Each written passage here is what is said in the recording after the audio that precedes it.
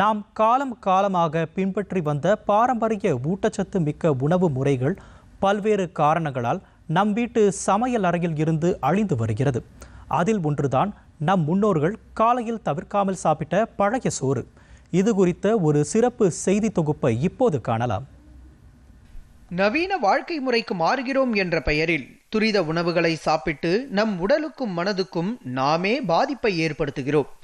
இப்போது வெளியாகியிருக்கும் ஆய்வில் பழைய சோற்றின் நன்மைகள் பற்றி நீங்கள் அறிந்தால் கண்டிப்பாக உங்கள் தினசரி உணவு பட்டியலில் பழைய சோறு கட்டாயம் இடம் பிடிக்கும்.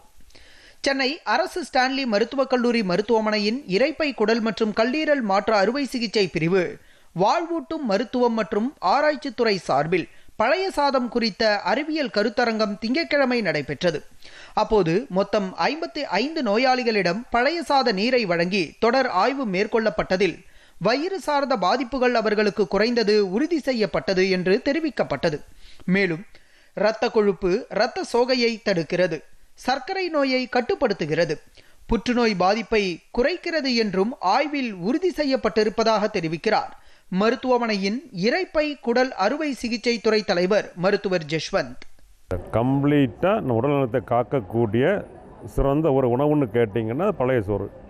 ஆராய்ச்சி பண்ண பிறதான் தெரிஞ்சது வயிறு சம்மந்தப்பட்ட பிரச்சனை மட்டும் இல்லை, எஸ்பெஷலி பெண்மணிகளுக்கு மாதவிடாய் பிரச்சனைகள், இந்த நீர்த்தொற்று, இந்த யூடிஐன்பாங்கல்ல சிறுநீர் தொற்று, அந்த இவங்களுக்கு இந்த பிம்பிள்ஸ்லாம் வரும்ல, முகப்பரு, வாய்ப்புண்கள், ஈவன் சோரியாசின்னு சொல்லுவாங்கள்ல, இப்படி பல வியாதிகளும் அது இதாக ஆரம்பிச்சிட்டு. முன்னாலும் நட்சத்திர ஹோட்டலில் வைக்கவே மாட்டாங்க, இப்போ எல்லா ஹோட்டலும் வைக்க ஆரம்பிச்சிட்டாங்க. இனி ஆல்மோஸ்ட் எல்லா ஹோட்டலும் வச்சுருவாங்க. பழைய சோறு நிறைய பழைய சோறு விற்கிறதுக்குனே கடையில் நிறைய திறக்க ஆரம்பிச்சிட்டாங்க.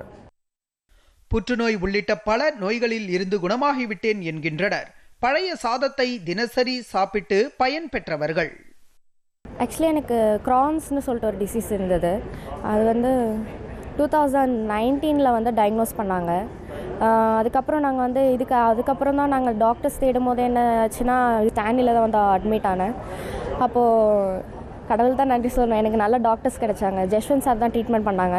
அவங்க என்ன சொன்னாங்கன்னா சர்ஜரியாக இருக்க வாய்ப்பு இருக்குமா அப்படின்னு சொல்லிட்டு, ஆனால் நம்ம மேக்ஸிமம் ட்ரை பண்ணலான்னு சொல்லிட்டு பழைய சாதம் சாப்பிட்டு நல்ல இம்ப்ரூவ்மெண்ட் ஆச்சு. 27 kgsலேருந்து வித்தின் 4 to 5 months எனக்கு 20 kg கெயின் பண்ணிட்டேன். இப்போ நான் 47 kgs இருக்கேன்.